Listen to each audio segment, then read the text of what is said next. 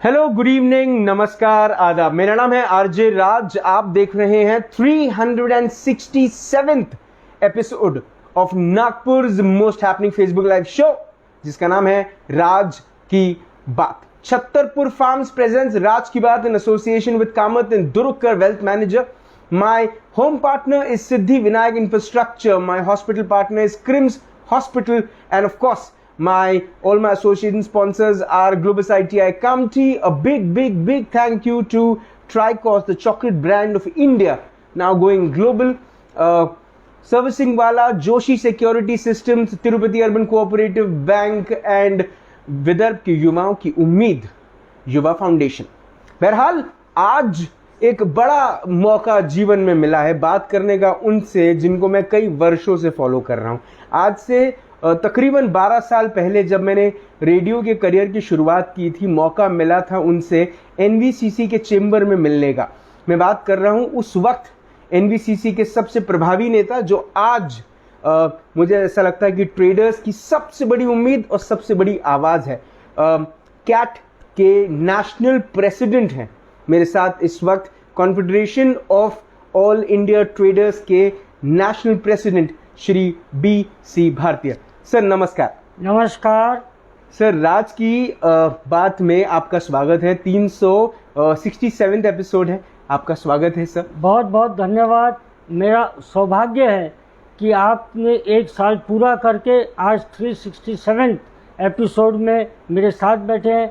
एक साल पूरा होने की आपको बहुत बहुत बधाइयाँ। और जिस प्रकार से राज आप शो चलाते हैं, कंटिन्यूस मैं देखता हूँ, और जो नए नए इश्यूज लेके आते हैं और जो आप वक्ता भी लेके आते हैं, वो अपने आप में काबिल तारीफ़ है। और मैं आपको बधाई देता हूँ आपके एक साल पूरे होने के लिए। सर, मेरे करियर में आपका आशीर्वाद बड़ा इंपॉर्टेंट रहा है। कई वर्ष पहले मैंने आपका इंटरव्यू लिया था, तब भी आपने सब एक आशीर्वाद स्वरूप हाथ रखा था सर पे, उसके लिए तब से बहुत बहुत धन्यवाद आपका। आप एक आइडल हैं, हमारे लिए एक आइकॉन है, और आपका आशीर्वाद हमारे साथ है, यही हमारे लिए बहुत है।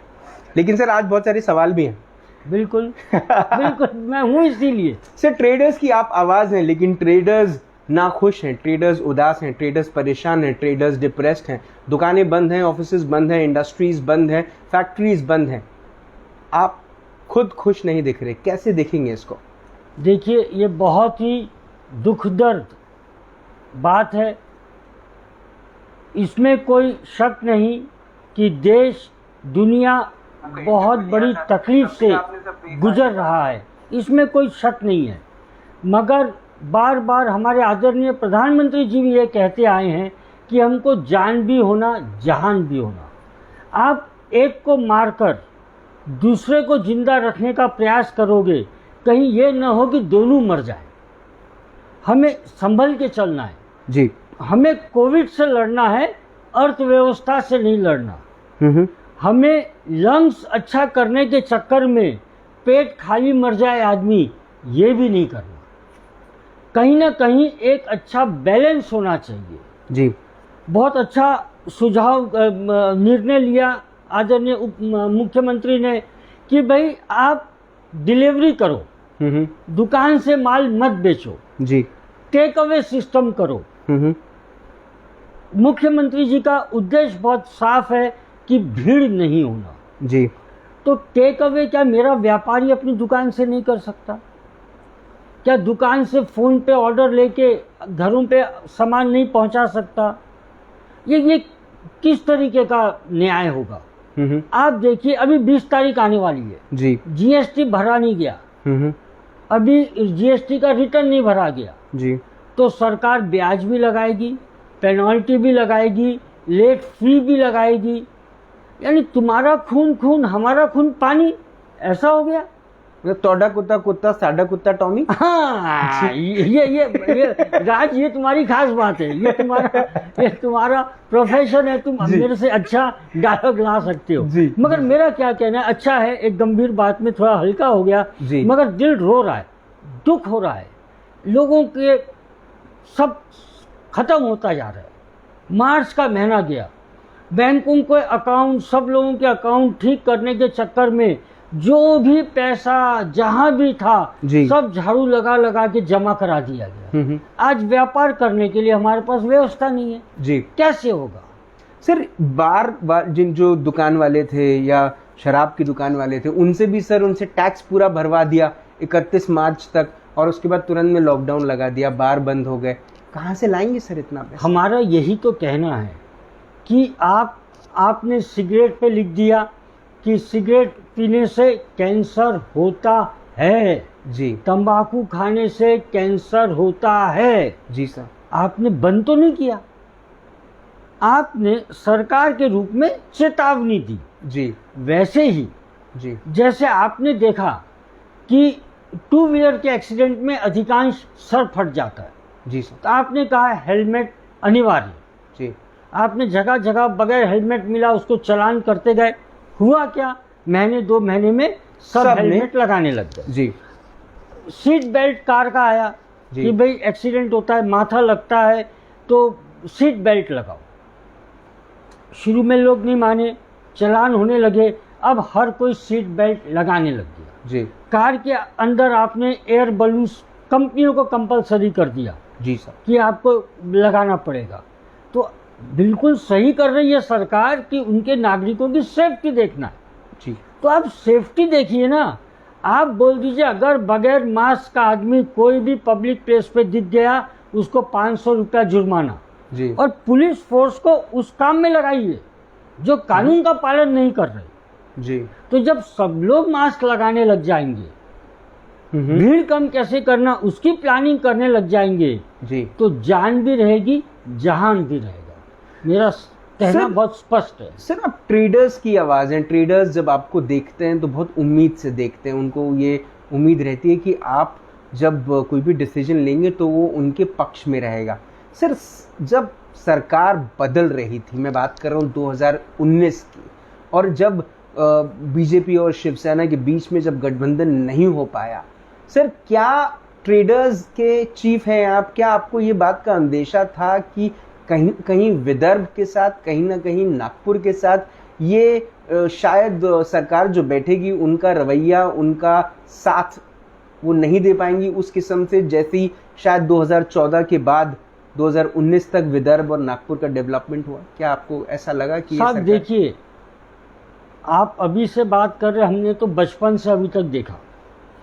अगर आप देखेंगे कॉटन मोनोपोली आया, मेरे किसान के क्या हाल हो गए, मगर वहाँ पर कहीं पर भी गन्ना मोनोपोली नहीं आया, प्याज मोनोपोली नहीं आया, लहसुन मोनोपोली नहीं आया, कहीं अंगूर मोनोपोली नहीं आया। मोनोपोली सिर्फ यहाँ की वस्तु पे क्यों आया? वैसे ही आज हम जो विकास, जो गति दिख रही थी जी, वो गति कहीं ना कहीं कम होती हुई दिख रही है। नई फैक्ट्रियाँ नहीं आ रही, उसके लिए क्या कर रहे हैं हम? यहाँ से लोग बाहर नौकरी करने जा रहे हैं जी। यानी हम क्या सिर्फ तैयार करें लोगों को, मतलब ब्रेन ड्रेन हो रहा है, ब्रेन ड्रेन हो रहा है, ब्रेन किल हो रहा है, ड्रेन हो रहा है। तो कहीं ना कहीं अगर हम चाहते हैं कि समतल विकास हो, जी, पूरे राज्य का एक समान विकास हो, जी, तो कहीं ना कहीं एक राज्य एक कानून, एक राज्य एक समान का विकास, समतल विकास, ये बहुत बहुत ज़रूरी है। सिर्फ 2-3 शहर ने पूरे राज्य का ठेका नहीं लिया, दूसरे लोग भी उतना ही टैक्स भरते हैं जितना हम भरते हैं। तो इसको कहीं ना कहीं बैलेंस करना बहुत ज़रूरी है। ये विषय को हमने बार बार जब हम सेपरेट विदर्भ की बात करते हैं तो हम इसीलिए करते हैं कि कहीं ना कहीं हमको लगता है कि विदर्भ वासियों के साथ जो न्याय होना चाहिए था उस प्रकार का न्याय नहीं हो रहा। सर लेकिन वो बीजेपी हो या शिवसेना या कांग्रेस, इन्होंने जब सेपरेट विदर्भ की बात करी है वो सिर्फ इलेक्शन की एजेंडा में वो चीज़ रही है, मैनिफेस्टो में वो चीज़ रही है, लेकिन जब प्रैक्टिकल स्वरूप ऑन ग्राउंड जो रियलिटी देखी गई है वो हकीकत तो यही है कि सिर्फ कभी विदर्भ बनेगा नहीं।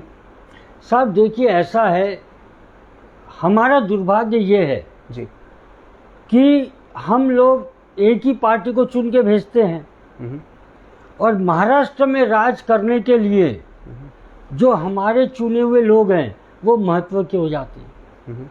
कोई भी महाराष्ट्र में राज करना चाहेगा, विदर्भ में राज करना कम चाहेगा।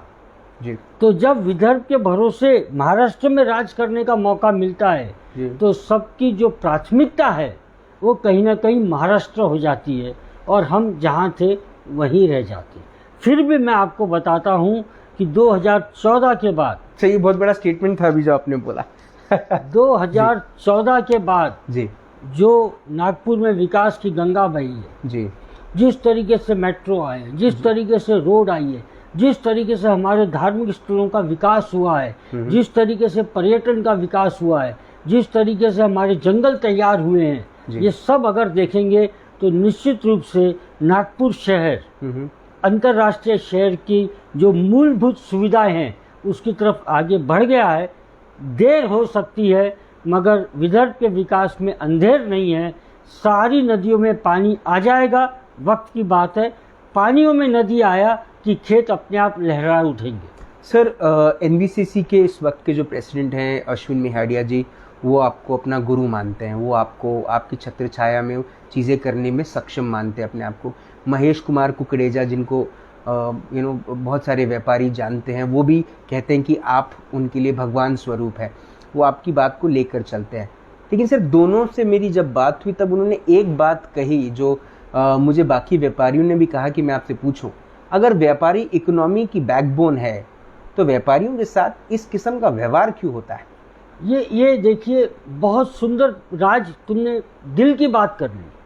और ये चीज़ सबको प्रश्न करना चाहिए, खुद से भी करना चाहिए, सरकार से भी करना चाहिए। हर जगह अगर आप राजा महाराजाओं के ज़माने में चले जाओगे तो एक था कि जहाँ का व्यापारी खुश, वहाँ का राजा बहुत अच्छा है मान के चलते थे। जी राजा ने कभी व्यापारी के साथ इंटरफेरेंस नहीं किया जी क्योंकि राजा को मालूम है कि व्यापारी हमेशा समाज के लिए काम करता है। उसका जो मुनाफा होता है तो उसकी जो सेवाएं हैं उसके प्रति बहुत कम लेता है जी, और जो लेता भी है वो वापस समाज के विकास के लिए डालता है।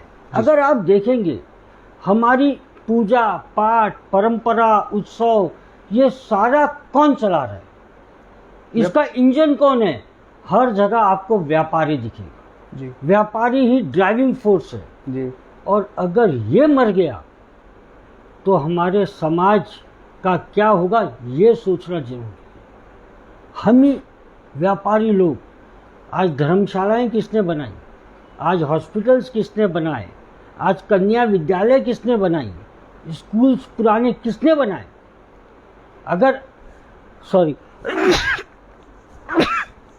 अगर अंग्रेजों को छोड़ दें जी तो सिर्फ और सिर्फ व्यापारी कम्युनिटी ने बनाई। जी सर, वही उसको आगे बढ़ा रहे हैं। महिलाओं का शिक्षाकरण हुआ जी तो शुरू में बालिका कन्याशाला किसने शुरू की? ये व्यापारी। विजनरी कौन थे? ये विजनरी सब व्यापारी थे। और आज क्या हो गया है, हमें परदेशियों के ऊपर ज़्यादा विश्वास हो रहा है। वो आके आपका कुछ भला करेंगे ऐसा सोच रहे हैं अगर आप, तो मैं आपको कह दूं कि बचपन में एक गाना सुना था, परदेशियों से अखियां ना मिला जी, परदेशियों को तो एक दिन है जाना। जी ये समझना जरूरी है। ये विदेशी लोग आके जो काम कर रहे हैं ये नफ़ा कमाने के लिए कर रहे हैं। कहीं आज अगर ऐसा लगता है कि कहीं कोई दो पैसा सस्ता है तो वो यहाँ के व्यापारियों को मारने के लिए इन्वेस्ट कर रहे हैं। पहले व्यापारियों को मारेंगे और फिर उपभोक्ताओं को चूसेंगे, ये प्लानिंग है। सर, नेशनल लेवल पे अगर मैं बात करूं, क्योंकि आप नेशनल प्रेसिडेंट हैं कैट के, मैं आपसे ये जानना चाहता हूं साहब कि सर ये जो पॉलिसीज़ हैं, जो फॉरेन पॉलिसीज़ हैं, फॉरेन विंडो जो खोल कर रखी है सरकार ने, ये अभी से नहीं, कांग्रेस के टाइम से ये चीज़ शुरू है, तो इसको किस तरह से देखना चाहिए व्यापारियों ने? क्योंकि सर हर कोई अंबानी और अडानी नहीं है ना। आज सर प्रधानमंत्री भी सिर्फ अंबानी और अडानी की बात करते हैं, टाटा कहीं बहुत आजकल दिखाई भी नहीं देते, बिरला तो अब सिर्फ कहानियों और पुस्तकों में रह गए हैं। लेकिन सर व्यापारियों की जब बात करें तो छोटे व्यापारी बड़े कैसे बने, क्योंकि विंडो तो सरकार ने ही खोल के रखी है। नहीं, आप है ना एक चीज समझिए जी कि कार्य करने की शैली कैसी होना चाहिए।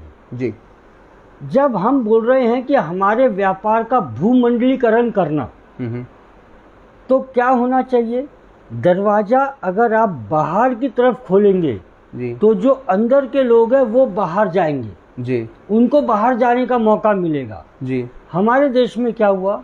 दरवाजा अंदर की तरफ खोले तो जो हमारे लोग थे ये सबको पीछे धकेल दिया जी। और उनको सीधा एंट्री दे दी। ये दुर्भाग्य की बात है। लेकिन सर इसमें गलती आपकी है।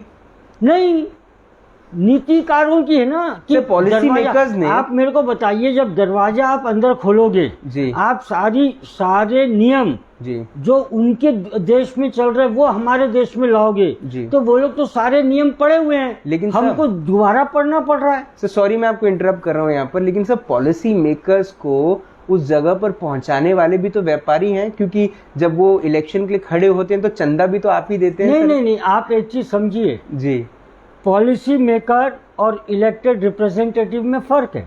अच्छा, आप बोल रहे हैं ब्यूरोक्रेट्स। हम बोल रहे हैं पॉलिसी मेकर्स। पॉलिसी मेकर्स अलग सेक्शन है, दे आर पेड एम्प्लॉइज जी, और वो पॉलिसी बनाते हैं। जी ठीक है, वो पारित होती है पार्लियामेंट में, वो अलग चीज है। अभी भी आप देखेंगे कि कोविड का जो नियम है जी। तो नीचे साइन किसके, उसका नाम देख लीजिए जी। किसी पॉलिटिशियन की है क्या? नहीं है।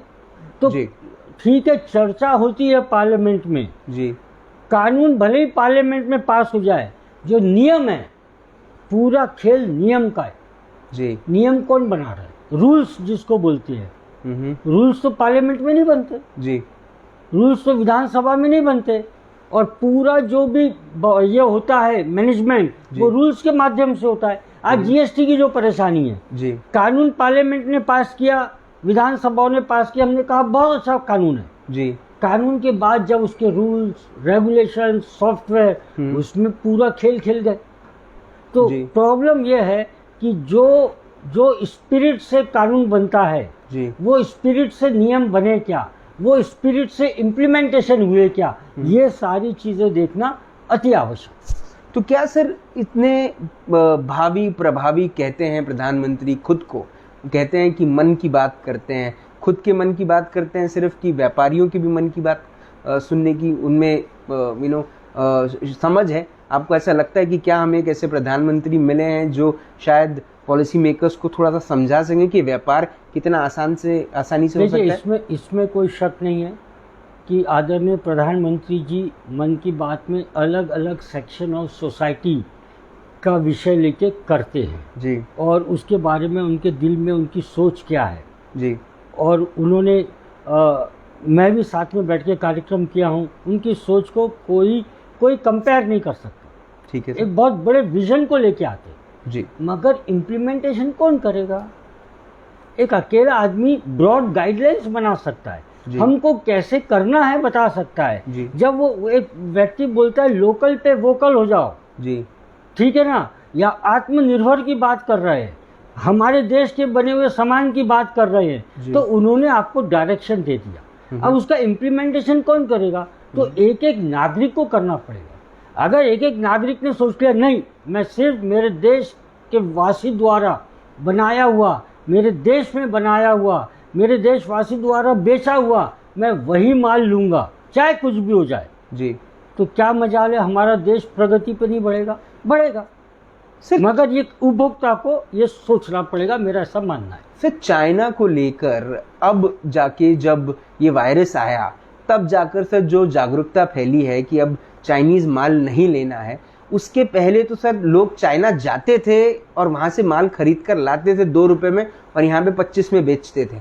तो उस समय आपकी क्या सोच थी चाइना को लेके और ये पूरे के पूरे एक्सपोर्ट को लेकर, और आज आप क्या सोचते हैं? देखिए ऐसा है, उस समय भी हमने कहा कि चाइना का माल मत लाओ। हमारे व्यापारियों का कहना था कि हमें तो वही माल दुकान में बेचना है जो उपभोक्ता को मांगता है जी। अगर मैं वो माल नहीं रखूंगा तो उपभोक्ता को जो चाहिए वो दूसरी दुकान से ले आएगा। तो व्यापारी तो उपभोक्ता की मांग को देखते हुए माल लाता है जी। इसीलिए फिर हमने हमारी प्लानिंग चेंज की। हमने उपभोक्ताओं को समझाना शुरू किया कि भाई तुम हिंदुस्तानी माल खरीदो जी। तो अगर हम विदेशी माल खरीदेंगे नहीं, दुकानदार का वो खराब हो जाएगा, पैसे फंस जाएंगे, अगली बार से लाएगा नहीं जी। तो जब ये हमने मुहिम चलाई और लोग धीरे धीरे हिंदुस्तानी माल की तरफ होने लगे तो हमारे देश के भी लोग, भारतवासी लोग भी नए नए सामान बनाने लगे जी। और जो आयात करता थे, देखो आयात करता अलग है और विक्रेता अलग है। तो जब विक्रेता आयात करता से अगर पहले 2 कंटेनर मांग रहे थे फिर आधा मांगने लगे जी। तो उसने भी इंपोर्ट कम किया क्योंकि यहाँ मांगने वाले कम हो गए। मांगने वाले क्यों कम हो गए? उपभोक्ता की मांग खत्म हो गई कि नहीं, हमको तो हिंदुस्तानी माल जी। मेरे देश की मिट्टी से बनी हुई देवी देवताओं की मूर्ति दो, मैं तो वही पूजूंगा। मैं चाइना की मिट्टी की देवी क्यों पूजूं? जी। जब ये बात दिवाली पे आई जी। और लोगों ने जो इंपोर्ट किया था चाइना की माटी के भगवान और वो उनके यहाँ रह गए तो अब वो सतर्क हो गए कि नहीं, अब हमको भारत माता की मिट्टी के हमको देवी देवता बनाना है, हमारी भारत माता को ही लोग पूजा करेंगे। तो अपने आप हमारे कुम्हारों की मांग बढ़ती गई जी। तो ये कहीं ना कहीं जब उपभोक्ता की सोच से बाजार चलता है, व्यापारी की सोच से नहीं चलता। क्योंकि अभी भी भारत के जो व्यापारी हैं वो बाजारीकरण की नीति नहीं अपनाते। ये सिर्फ ये जो विदेशी लोग हैं ये बाजारीकरण की नीति बनाते हैं। मैं इसको खुलासा कर दूं, बाजारीकरण का मतलब क्या होता है कि पहले कोई माल की निर्मित करना जी। और फिर टीवी और अन्य माध्यम से उसकी मांग पैदा करना जी। ये हो गया बाजारीकरण। और हमारे जो देश के व्यापारी हैं ये बाजारीकरण नहीं, मेरे ग्राहक को क्या चाहिए वो जो मांगता है वही बेचता है। Demand and supply. हाँ, मगर जो मांगता है वही बेचता है। मेरे को जो माल बेचना है वो मैं बेचूं, वो बाजारीकरण होता है। हमारे व्यापारी आज भी ऐसा काम नहीं करते। सर, आत्मनिर्भर भारत को आप किस तरीके से देखते हैं? बहुत सुंदर चीज़ है। आत्मनिर्भर यानी किस चीज़ में आत्मनिर्भर? आप को पहले ये देखना पड़ेगा कि मैं जो काम कर रहा हूँ ये मेरे देश का, मेरी माटी का है। मेरी सोच मेरे देश, मेरी परंपरा, मेरे संस्कार, मेरी संस्कृति के अनुरूप हैं क्या? जब आप पैंट कोट टाई पहने आदमी को जेंटलमैन बोलते हैं और धोती और कुर्ते वाले को जेंटलमैन बोलना कि नहीं बोलना सोचते हैं तो आप आत्मनिर्भर नहीं हैं। जब आप सुबह प्रातः नमस्कार करें, गुड मॉर्निंग से अलग हटें जी तो बात अलग है जी। आप फोन पे आज भी हेलो बोलते हैं। हेलो तो उसका नाम था, उसकी गर्लफ्रेंड का नाम था जिसने ये फोन की बातचीत शुरू की जी। उसने उसकी गर्लफ्रेंड को बोला हेलो, उसको बोला जी। हम आज तक उसकी गर्लफ्रेंड के नाम से बात कर रहे हैं, ग्राहम बेल जी। तो हमें हमारा सोच, हमारा विचार, हमारा खान पान, हमारा रहन सहन, हमारा पहनावा, ये सारी चीज़ें हमें जब तक स्वदेशी वाली बात नहीं आएगी, हम कहीं ना कहीं गलत समझ रहे हैं जी। स्वदेशी यानी जमीन पे बैठ, स्वदेशी यानी नंगे पैर चल, स्वदेशी यानी चटाई बिछा। अरे नहीं, हम कहाँ थे? 1730-35 में जाइए, विश्व का 2/3 व्यापार हम कर रहे थे। चंद्रगुप्त मौर्य के ज़माने में जाइए, उस समय देखिए हम फर्टिलाइज़र क्या बना रहे थे। क्या उस समय कहीं किसान आत्महत्या कर रहा था? ये आज हम जो व्यापारी है, हमारे पूर्वज किसान से तो उठ के आए हैं। तो सारा पैसा कहाँ से खड़ा हुआ? किसानी से खड़ा हुआ जी। हम उस समय कोई भी बेरोजगार नहीं था, एम्प्लॉयमेंट का कोई प्रॉब्लम नहीं था, स्वरोजगारी थे सब। तो हमें यह समझना पड़ेगा आत्मनिर्भर का मतलब है हर दृष्टि से मैं मेरी देश की संस्कृति, देश की परंपरा, देश के उत्सव, देश की सभ्यता, ये लेके जब मैं आगे चलता हूँ तो मैं आत्मनिर्भर हूँ। आप मुझे बताइए, मैंने वो एक बार टीवी के ऊपर चाइनीज़ के साथ हमारे बॉर्डर पे वार्ता देख रहा था जी। तो चाइना के जो लोग बैठे थे उसके आगे चाइनीज़ में नाम लिखे थे, अंग्रेजी में नहीं लिखे थे जी। हमारे यहाँ रहेगा तो हम अंग्रेजी में लिखेंगे, क्यों हिंदी में क्यों नहीं? उसको नहीं समझता, ना समझे, मेरे से बात करने आए ना जी। हमें हिंदी बोलने में शर्म क्यों आती है? न मुझे मेरी मातृभाषा का गौरव हो रहा है, न मेरी मातृभूमि का गौरव हो रहा है, तो कैसा काम चलेगा? हमें कहीं ना कहीं समझना पड़ेगा, नहीं, हम हमारे देश के हिसाब से चलेंगे, देश की संस्कृति के हिसाब से चलेंगे और उसी में चलेंगे। हमारे अटल बिहारी वाजपेयी जी गए थे ना, हिंदी में दिया भाषण, सुषमा स्वराज ने हिंदी में दिया भाषण, तो क्या उनकी इमेज कम हो गई? नहीं हुई। तो हमें क्यों अंग्रेजी हो? अंग्रेजी का मतलब मैं जेंटलमैन हो गया और हिंदी में बोला तो मैं गवार हो गया। ये कौन सी परंपरा हमारे देश में? मैं इसका बिल्कुल भी पक्षकार नहीं हूँ। मेरे देश में, मेरे देश की भाषा को ही प्राथमिकता मिलना चाहिए। अगर हर नागरिक ने ये सोच लिया तो आज विश्व की सबसे बड़ी भाषा कोई होगी तो वो हिंदी होगी, क्योंकि हर जगह ऊंची पोस्ट के ऊपर हमारे लोग बैठे हैं, क्योंकि ज्ञान विज्ञान सब हमारे अंदर है, हम ही लोग कंट्रोल कर रहे हैं।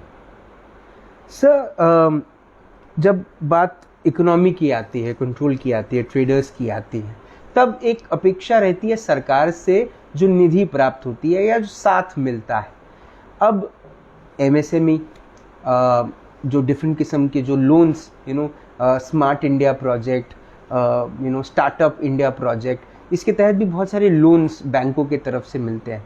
क्या आपके हिसाब से ये काफ़ी है एक ट्रेडर को खड़ा करने के लिए, आत्मनिर्भर बनाने के लिए?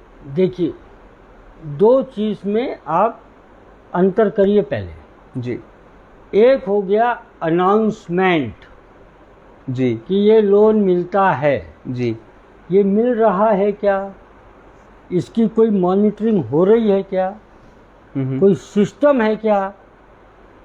सरकार ने बोल दिया 2 करोड़ रुपए के लोन तक बैंक कोलेट्रल सिक्योरिटी नहीं मांगेगी, क्योंकि गवर्नमेंट ऑफ इंडिया की गारंटी रहेगी। जी। क्या बैंकों ने जो लोन दिया उसका कोई किसी ने ऑडिट किया कि भाई तूने उसको 10 लाख का लोन दिया, उसे कोलेट्रल क्यों लिया? जब सरकार गारंटी ले रही है, सरकार से बड़ी ये गारंटी हो गई? या इन लोगों को सरकार पे विश्वास नहीं? सरकार की योजनाएं इतनी अच्छी है और इतनी सारी है जी कि हर आदमी आत्मनिर्भर हो जाएगा, मगर दुर्भाग्य की बात है कि उसका क्रियान्वयन हो रहा है कि नहीं, इम्प्लीमेंटेशन हो रहा है कि नहीं, उसकी मॉनिटरिंग करने के लिए हमारे पास पर्याप्त व्यवस्था है क्या, ये एक प्रश्न चिन्ह है। अगर व्यवस्था अच्छी हो जाएगी तो हमारी स्कीमें बहुत अच्छी है, बहुत अच्छी है और खूब हमारी तरक्की निश्चित है। तो कहीं बैंकों ने भी भारत सरकार की जो मंत्री हैं, जो राजनेता हैं, उनकी बातों को जुमला स्वरूप तो नहीं ले लिया कि जैसे 15 लाख रुपए आएंगे सबके अकाउंट में कहा था, वैसे ही लोन्स दे दो, हम गारंटी ले रहे हैं? नहीं, देखिए, दो चीज़ है जी। हम बैंक वालों को भी दोषी नहीं ठहराना चाहते, क्योंकि बैंक भी कमर्शियल बिजनेस कर रही है।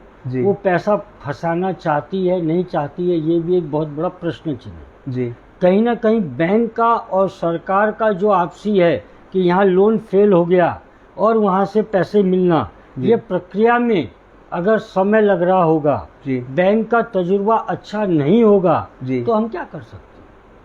ये भी हो सकता है ना, हमको दोनों पक्ष देखने पड़ेंगे जी। तो उसको अगर हम सिस्टमेटिक कर लें कि ठीक है, लोन बैड हो गया, बैंक को पैसे आ गए और ये बैड की रिकवरी के लिए एजेंसी लगी हुई है जी, तब तो फिर बैंक भी खुश होकर देगी, क्योंकि उसका तो काम है देना, रिकवर करना, देना, रिकवर करना, उसका काम ही है जी। तो वो क्यों नहीं देगी? पर कहीं ना कहीं हो सकता है कि उनका एक्सपीरियंस उतना अच्छा नहीं हो जितनी बैंक वाले अपेक्षा करते। सर, मैं आपसे एक सवाल पूछ रहा हूँ, गुस्सा मत कीजिएगा, आप हंसते हैं, लोगों को हंसाते भी हैं कई बार, मुझे पता है, तो मैं चाहूँगा आप अच्छे स्पिरिट में सवाल लें। सर, जब आपने सुना था 15 लाख रुपए अकाउंट में आएंगे, तब आपके मन में क्या आया था? आप तो सर नेशनल प्रेसिडेंट हैं ट्रेडर्स के। नहीं, ये देखिए, ये 15 लाख रुपए आएंगे जी, और ये लोग, ये कहीं ना कहीं जो आदरणीय प्रधानमंत्री जी ने कहा जी और उनका कहने के पीछे जो स्पिरिट थी जी और लोगों ने जो उसको पकड़ा, जी कहीं ना कहीं इसी में विरोधाभास है। अच्छा प्रधानमंत्री जी का कहना बहुत स्पष्ट था कि अगर मेरे पास ये विदेश के पैसे, काला धन मेरे देश में मैं लेके आ गया तो कितना होगा, एक एक के अगर अकाउंट में 15-15 लाख रुपए आ गए, यानी कितना बड़ा विकास होगा। 15 लाख तुमको थोड़ा देने की बात है अच्छा भाई, ये यानी एक एक आदमी का कंट्रीब्यूशन फॉर डेवलपमेंट 15 लाख हो गया। अच्छा तो 15 लाख में मेरा देश कहाँ से कहाँ चला जाएगा। भाई अच्छा, कहने का मतलब कुछ और था, लोगों ने कुछ और पकड़ा, समझा कुछ समझा कुछ और। सर महेश कुमार कुकरेजा जी देख रहे हैं, आपके बहुत बड़े प्रशंसक हैं, कहते हैं ये सवाल है उनका कि विधान परिषद में, राज्यसभा में और नगर सेवक में व्यापारी को भी जगह मिलनी चाहिए, इस पे आपका क्या विचार है? बहुत सुंदर। महेश भाई की हमेशा पीड़ा रही है जी और महेश भाई हमेशा चाहते हैं कि व्यापारी और आगे आए। मैं आपको बता दूं, नागपुर म्युनिसिपल कॉरपोरेशन में Nag Vidarbha chamber of commerce की 2 सीट व्यापारी प्रतिनिधि के लिए आरक्षित थी। फिर वो नाग विदर्भ चैम्बर हट गया जी और व्यापारी प्रतिनिधि में कौन व्यापारी प्रतिनिधि है, कौन पॉलिटिक्स वाला भी व्यापारी है, वो कोटा किसके नाम से भरा जा रहा है, ये कहाँ मालूम पड़ता। तो कागजों पे कुछ भी हो जाए। कहने का मतलब जो उनकी भावना है, मैं सहमत हूँ उनकी भावना से कि जब आप व्यापारी प्रतिनिधि की बात करते हैं तो जो स्थानीय चैम्बर ऑफ कॉमर्स है जी उससे नाम लीजिए। जैसे कि अगर हम DRC रेलवे की कमेटियां बनती है, उसमें व्यापारी प्रतिनिधि रहता है जी वो चिट्ठी भेजती है चैम्बर ऑफ कॉमर्स को जी और चैम्बर ऑफ कॉमर्स वहाँ पर नाम भेजता है। जी तो उसी प्रकार से व्यापारी प्रतिनिधि अगर आपको चाहिए तो व्यापारियों का जो संस्था प्रतिनिधित्व करती है उससे नाम लेना चाहिए, तो फिर हम बोलेंगे कि हाँ न्याय हुआ। अगर फिल्म स्टार को या अलग अलग क्षेत्र के लोगों को आप राज्यसभा में भेजते हो, विधान परिषद में भेजते हो, व्यापारी को क्यों नहीं भेजते? आपने टीचर्स कॉन्स्टिट्यूंसी बना के रखी है जी, आपने ग्रेजुएट कॉन्स्टिट्यूंसी बना के रखी है, तो आप व्यापारी की कॉन्स्टिट्यूंसी क्यों नहीं बनाते? जितने लोग GST में रजिस्टर्ड हैं वो उसके वोटर हो गए। यानी ऐसा कोई मापदंड बन सकता है जी तब तो हो कि चलो भाई तुम सीधा नॉमिनेट नहीं कर रहे हो, मत करो, मगर व्यापारी खुद आपस में चुनाव लड़के आदमी को भेजे।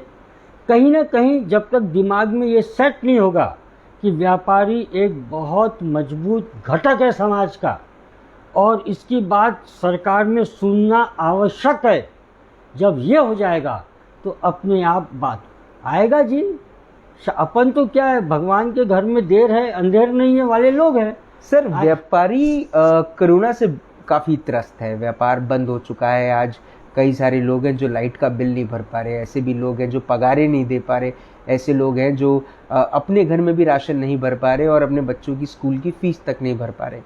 सर एसोसिएशंस हैं, एसोसिएशंस ने क्या करना चाहिए? कैसे सर एक व्यापारी जो अब माइनस में आ गया है पूरा, क्या करे सर? बैंकों की तरफ से कुछ सुविधाएं नहीं है, EMIs लग रहे हैं, बाउंस हो रहे हैं, सिबिल खराब हो रहा है, बहुत सारी चीज़ें हैं सर।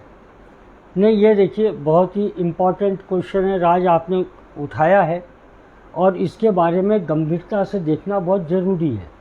आप क्या कर रहे हैं? आय कम कर रहे हैं और जावक चालू रख रहे हैं जी। आपने कितना भी बड़ा बांध बनाया जी, आने वाली नदी का फ्लो चालू करेंगे तो आगे बांध से पानी निकलता रहेगा, बिजली पैदा होती रहेगी जी। मगर आपने फ्लो बंद कर दिया तो वो उसका तालाब कब तक भरा रहेगा? समाप्त हो जाएगा। ये कहाँ तक उचित है जी?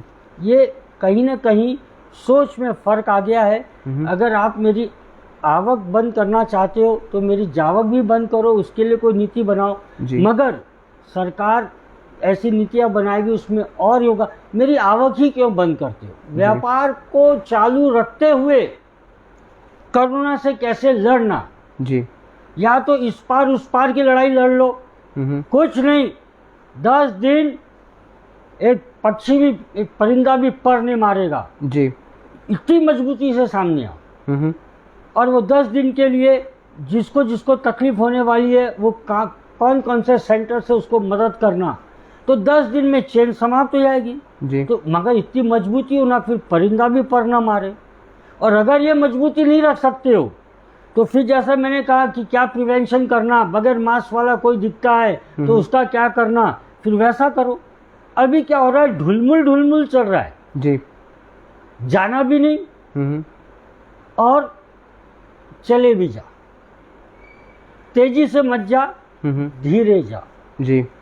ये मेरे ख्याल से कहीं ना कहीं उचित नहीं है सर। लेकिन अगर इस किस्म की चीज़ें चलती रहें तो सबसे ज़्यादा पीड़ित जो होगा वो व्यापारी ही होगा। As a association, as a national president of traders, क्या उपाय है, क्या विकल्प है? देखिए, आप जो बोल रहे हैं ना, सिर्फ व्यापारी अकेला नहीं मरेगा। आज जो रोजंदार है, आप उसका सोचिए, जो धार्मिक स्थल के बाहर बैठ के भीख पे अपना पेट चलाता है। पर सर ये लोगों को तो सर एनजीओज हैं, नेता हैं, ये हमको लगता पैकेट्स है पहुंचा देंगे ये सर। हमको लगता है, मगर क्या पहुंच रहे हैं? कोई सर्वे हो रहा है? हमारे पास आ रहे हैं ना, ठेले वालों का क्या हो रहा है, रिक्शे वालों का क्या हो रहा है? तो सर व्यापारियों का वही तो सवाल है कि ठेले वाले सब्जी बेच रहे हैं मास्क नहीं बिना पहन के। हाँ। ठेले वालों का बोलना है कि सर कई सारे ऐसे एसोसिएशंस के चीफ भी हैं, लोकल जो छोटे छोटे एसोसिएशंस हैं उनके भी चीफ हैं ऐसे ट्रेडर जो अपनी दुकानें आधी शटर खोल के चालू रख रहे हैं, उनकी भी दुकानें शुरू हैं। देखिए, कुछ प्रमाण में हर समाज में व्यक्ति रहेंगे जी शायद उसकी भूख मेरी भूख से ज़्यादा हो, जी शायद उसकी समझ कम हो, जी वो अपने पेट की भूख को मिटाने के लिए दुकान को खोल रहा है, जी मगर उसके कारण संक्रमण फैलेगा तो क्या होगा, वो उसका स्वार्थ उसको गलत काम करने पे मजबूर कर रहा है। मगर उपभोक्ता क्यों जाता है वहाँ? नहीं जाए। जो मेरे देश के कानून, मेरी ज़मीन के कानून का उल्लंघन कर रहा है, हम उसका बहिष्कार कर रहे हैं, क्योंकि हमें समाज को देखना है। जब मैं व्यापारी प्रतिनिधि के तौर पे भी बात करता हूँ तो मैं समाज से ऊपर जाके बात नहीं कर सकता जी। मेरे लिए प्राथमिकता क्या है? समाज। समाज का पूरा संचालन कौन कर रहा है? मेरा मुख्यमंत्री। मैं मुख्यमंत्री के विरुद्ध कैसे जा सकता हूँ? नहीं जा सकता। मगर जो यंत्रणा है नीचे तक जी उनको काम करना चाहिए कि मुख्यमंत्री जी कह रहे हैं कोई भी मेरे को फालतू घूमने वाला आदमी नहीं होना, तो फिर कोई भी आदमी फालतू नहीं घूमे, इसका तो कम से कम ध्यान रखा जाए।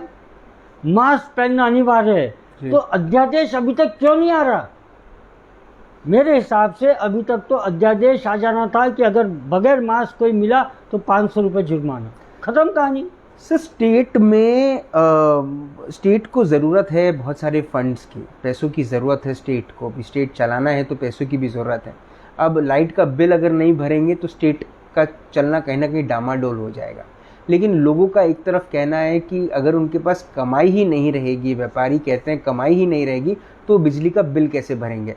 ऊर्जा मंत्री हमारे शहर के ही हैं, वो कहते हैं कि मैंने कोशिश कई बार कर ली लेकिन मुख्यमंत्री ने और बाकी नेताओं ने उसको देखा तक नहीं।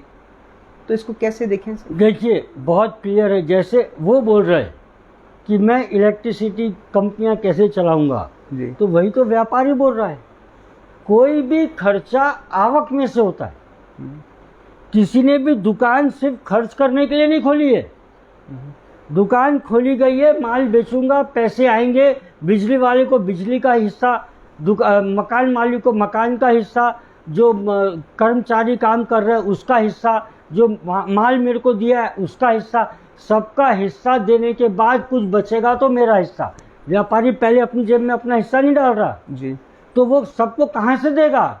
जो आएगा उसमें से देगा। तुमने उसकी आवक रोक दी जी। और फिर बोल रहे हो कि हम कैसे चलाएं बिजली कंपनी। अरे तो तुमको तो भुगतना ही पड़ेगा फिर, क्योंकि देखिए, एक क्या पुराने ज़माने में तुम्ही ने दर्द दिया है तुम ही दवा देना जी, तो ये दर्द तो सरकार ने दिया है ना भाई, तुम मेरी पीड़ा दूर कर दो, तुम्हारे पैसे लेके जाओ, मैं काम मना कर रहा हूँ। सिंपल है। सर सिंपल जितना आप बोल रहे हो उतना सिंपल है भी नहीं, ये आप खुद जानते हैं। लेकिन प्रीतम पांडुरनेकर देख रहे हैं हमारा शो, वो पूछते हैं सर मैं कपड़ों का एग्जीबिशन करता हूँ, महाराष्ट्र के हर डिस्ट्रिक्ट में एग्जीबिशन करता हूँ, बट लास्ट 1 ईयर से एग्जीबिशन टोटली बंद है, हालत बहुत बेकार है सर। बहुत ही अच्छा प्रश्न किया है इन्होंने।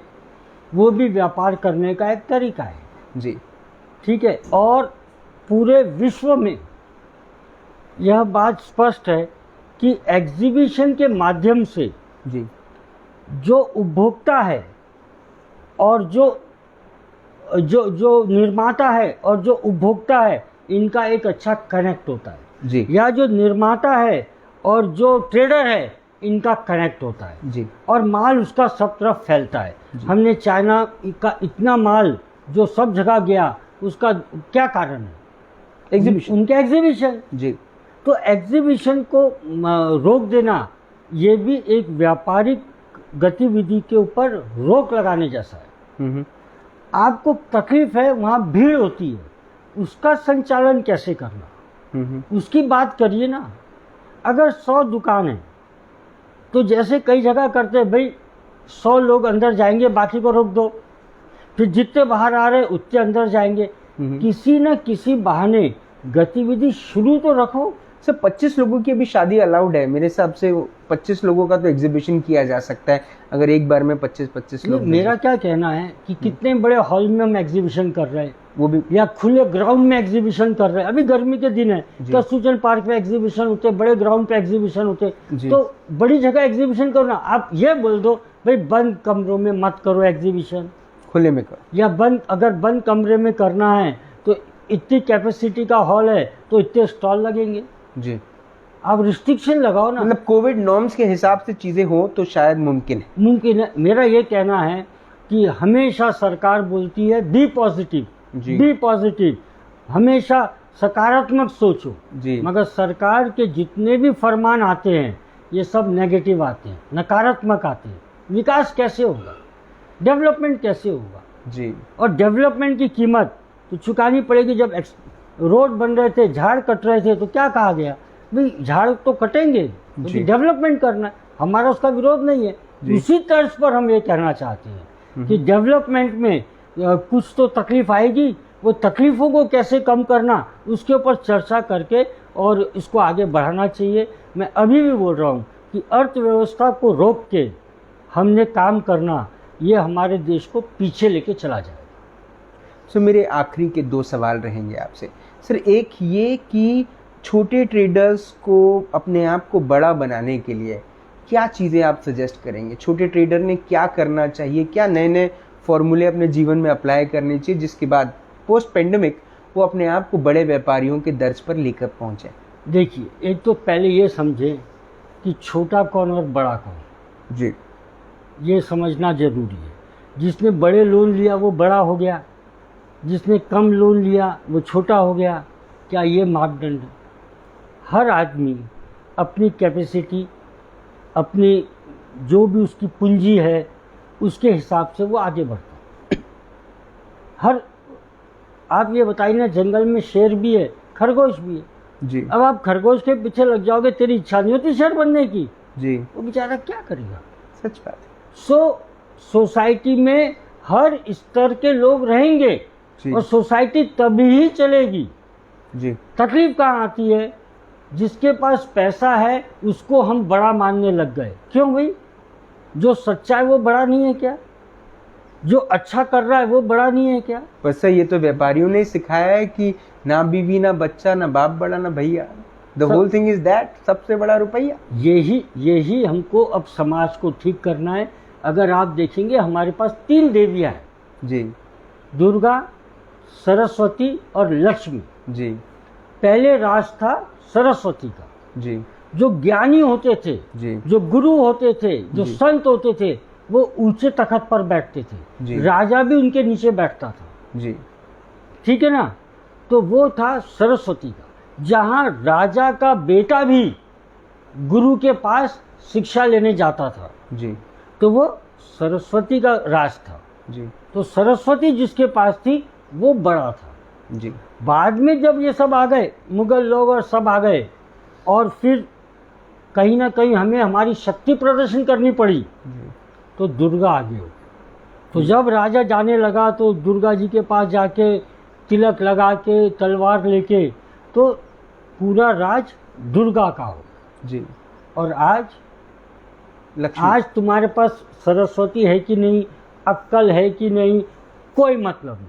जी। जिसके पास लक्ष्मी है वो सरस्वती भी खरीद रहा है, वो दुर्गा भी खरीद रहा है। जी। तो ये समय समय की बात है। आज लक्ष्मी का वर्चस्व है तो हर कोई लक्ष्मी को ही आगे कर रहा है। मगर मैं आपको बता दूं कि अब जो आदरणीय प्रधानमंत्री जी कह रहे हैं कि कौशल विकास, जी। तो जब कौशल युक्त व्यक्ति आगे आने लग जाएंगे तो कौशल की इज्जत होने लग जाएगी, पैसे की इज्जत कम होने लग जाएगी। थोड़ा समय है, मगर निश्चित रूप से कौशल सरस्वती हमारे ऊपर राज करेगी, समझ लेना। सर, ये मेरा आखिरी सवाल होगा आपसे कि सिर्फ व्यापारी का उसको खुद को इंश्योरेंस करना पड़ता है। व्यापारी को सब्सिडीज सरकार की तरफ से, सरकार के नेता कुछ और बोलते हैं, पॉलिसी मेकर्स कुछ और ही पॉलिसी बनाते हैं। कोई एक सिक्योरिटी लेवल नहीं है किसी भी व्यापारी की। आज राज्यसभा में जाने के लिए सीट आरक्षित होना चाहिए, जब वो बात हो रही है तो क्या सर कुछ ऐसी चीज़ें व्यापारी के लिए भी आरक्षित होनी चाहिए? कोई ऐसी सिक्योरिटी एक व्यापारी को भी मिलनी चाहिए? देखिए, ये मैं सबका भ्रम दूर कर देना चाहता हूँ। जी। हर व्यक्ति अपनी सिक्योरिटी खुद ही तैयार करता है। एक तो व्यापारी अधिकांश व्यापारी मरते दम तक पैसे कमाता रहता है। जी। उसको कोई रिटायरमेंट नहीं है, कुछ नहीं है। जी। उसके बावजूद जब हम कमा रहे हैं तो कमाई का कुछ हिस्सा हमको सेविंग करना चाहिए। जी। और सरकार ने public provident fund, national saving scheme ऐसी अनेकों बना के रखी है। जी। ये किस लिए है कि आपको आगे जाकर जब जरूरत, और ये 15-15 साल का लॉक इन है इसमें, यानी आप तुरंत निकाल नहीं सकते पैसे। तो ये किस लिए बनाई गई है? इनकम टैक्स का रिबेट दिया गया है। अब एक चीज़ समझिए ना, अगर आपने 1 लाख रुपए पीपीएफ में डाला है, 1.5 लाख तक की लिमिट है जी, 30% तो आपका इनकम टैक्स ही बच गया। जी। यानी देखा जाए तो आपके खाते में भले 1 लाख गए हों, मगर एक्चुअल में तो 70,000 ही गए। जी। अगर आप ये नहीं डालते तो 30,000 इनकम टैक्स लग जाता। जी। तो ये क्या आपको कंट्रीब्यूशन नहीं आ रहा? हम किसकी इज्जत कर रहे हैं? मेरी जेब में पैसे डाला तो मैं मानूंगा पैसे डाला, फिर पैसे डाला तो इतने क्यों डाला, जी, फिर इतनी देर से क्यों डाला? जी। तो अगर हर चीज़ में हमको प्रश्न करना है तो बात अलग है, मगर शांति से बैठ के, जैसे हम बोलते हैं कि क्या आपने अपने जीवन की फाइनेंशियल प्लानिंग की? क्या आपने ये सोचा कि मैं कितने वाले वर्ष में मरूंगा? डर लगता है ये सोचने में, सोचना तो पड़ेगा। आप सोचो मैं 85 साल में मरूंगा, तो 85 साल मेरी जीविका कैसे चलेगी? क्या उसकी प्लानिंग की है? आपको अपनी खुद की प्लानिंग करनी पड़ेगी। अगर प्रोविडेंट फंड में पैसा जा रहा है तो एम्प्लॉय की तनख्वाह में से भी कट के जा रहा है। जी। ये कोई नहीं देख रहा, अरे उसको तो प्रोविडेंट फंड मिल गया, वो उसकी तनख्वाह में से कट के गया। उसको ग्रेच्युटी मिल गई, अरे भाई उसकी जब तनख्वाह सेट की गई तो ग्रेच्युटी को एडजस्ट करके सेट की गई है, नहीं तो शायद उसकी तनख्वाह ज़्यादा होती। जी। तो ये बहुत सी बातें हैं, ये फाइनेंशियल चीज़ें समझाने वाले भी नहीं है और समझने वाले भी नहीं, ये तकलीफ। सर, इस वक्त नागपुर शहर के मेयर आज ही ठीक होकर वापस ऑन द ट्रैक गए हैं। ग्राउंड रियलिटी का वो परीक्षण भी कर रहे हैं और उस पर काम भी कर रहे हैं। किस किस्म का काम आप देख रहे हैं नागपुर महानगर पालिका में हो रहा है? क्या दयाशंकर तिवारी जी अच्छा काम कर रहे हैं? क्या नागपुर महानगर पालिका काम अच्छा कर रही है, पसंद कर रहे हैं? देखिए, दया भैया से अच्छा मेयर मिलना पॉसिबल है कि नहीं है? हर आदमी अच्छा होता है जी। एक टीचर के गुण वाला व्यक्ति है, और जो शिक्षक होता है वो सबको डिसिप्लिन में रहते हुए और डेवलप करना उसके दिमाग में होता है। जी। आज नागपुर शहर उनका बच्चा है जी वो इसको बच्चे जैसे ही विकसित कर रहे हैं जी और जो उन्होंने प्लान किया कि हर जगह मेरे को मेडिकल फैसिलिटी होना जी ये चीज़ें दया भैया से दया शंकर तिवारी जी से सीखने जैसी है। एक बहुत अच्छा महापौर है और अब आ गए हैं। निश्चित रूप से आप देखेंगे कि आने वाले 10-15 दिन में बहुत बड़ा परिवर्तन हमको कोविड में ही दिखने लग जाएगा। आप ये 30 अप्रैल तक आप देखेंगे पूरी परिस्थिति बदल जाएगी। एक बहुत अच्छा व्यक्ति है और ये शहर को आगे लेके जाएगा, मेरे को पूरा विश्वास है। सर आप एक बात जो सभी व्यापारियों से कहना चाहते हैं। देखिए, मैंने हमेशा जो प्रिंसिपल अडॉप्ट किया हुआ है, कभी भी कोई अनएथिकल, इलीगल और इमोरल गतिविधि न करो। रात को ऐसा काम मत करो कि दिन के उजाले में चेहरा बताना मुश्किल हो जाए और दिन के उजाले में ऐसा काम मत करो कि रात के अंधेरे में नींद ना। मैं इतना ही संदेश देना चाहता हूँ। ये इसमें मैंने सारी चीज़ें कवर कर ली, ऐसा मैं समझता हूँ। सर आपने अपना वक्त दिया, आपने राज की बात में आज बात करी। सभी व्यापारी शायद आज तक आपको सिर्फ चरण स्पर्श करके ये बात कह पाए, लेकिन मैं आपको ऑन कैमरा कहता हूँ कि सभी व्यापारी आपसे शायद दिल से हमेशा यही कहना चाहते हैं दैट वी लव यू। धन्यवाद धन्यवाद। लव शब्द को मैं बहुत महत्व नहीं देता। साथ खड़े रहो, बस जरूरी है साथ खड़े रहना। सबका बहुत बहुत आभार, बहुत बहुत धन्यवाद। राज, तुम्हारा विशेष धन्यवाद कि तुम आज आए, तुमने मेरे को याद किया और इस कोविड के समय 367 एपिसोड में आपने 1 साल पूरा होने के बाद मुझे मौका दिया। आपका आभार, धन्यवाद। Thank you so much sir, Thank thank you you. So much. आज भारतीय सर ने एक बात बड़ी स्पष्ट रूप से कही जो शायद कई सारे व्यापारी मिस ना करें। मैं विशेष रूप से ये बात कहना चाहता हूँ और वो बात है तैयारी करने की। आपकी सिक्योरिटी आपकी जिम्मेदारी है। आप भले ये बात कह दें कि गवर्नमेंट जॉब करने वाले लोगों को 5वां वेतन, 6वां वेतन, 7वां वेतन मिलता है, सरकार उनकी सिक्योरिटी के लिए काम करती है, लेकिन मुझे ऐसा लगता है जब आप अपने आप को इस देश का बैकबोन कहते हैं तो बैकबोन ने भी खुद की तैयारी तो करनी चाहिए ना। थोड़ा सा पैसा अपनी इनकम से बचा के रखिए। पता नहीं आज महामारी है, कल क्या होगा, कल कुछ और होगा। रोज कुछ ना कुछ तो रहेगा ही रहेगा। ऐसा कोई व्यापारी नहीं होगा दुनिया में जिसको रोज कोई ना कोई एक नया चैलेंज ना मिलता। व्यापार ही अपने आप में एक चैलेंज है और अगर इस चैलेंज को व्यापारी सही तरीके से पॉजिटिवली ले, विदाउट बीइंग कोविड पॉजिटिव, इसको पॉजिटिवली ले, तो मुझे ऐसा लगता है कि ये जो बैकबोन वाली जो पूरी की पूरी भूमिका है वो व्यापारी बहुत अच्छे से करेगा और आने वाले वक्त में व्यापारी दोनों मिलकर इस देश को कहाँ से कहाँ ले जाएंगे, ये व्यापारी खुद इसकी कल्पना और इसकी संकल्पना कर सकता है। कल शाम को 5 बजे होगी मुलाकात इन राज की बात। तब तक आप अपना ध्यान रखें, सुरक्षित रहें, स्वच्छ रहें, स्वस्थ रहें, मस्त रहें, खुश रहें। व्यापारियों को अगर किसी चीज़ की ज़रूरत है तो अपने व्यापारी भाइयों को याद करें, क्योंकि व्यापार सिर्फ लेन देन नहीं, चीज़ों का लेन देन नहीं, रिश्तों का लेन देन भी है। और जिंदा रहें। जय हिंद।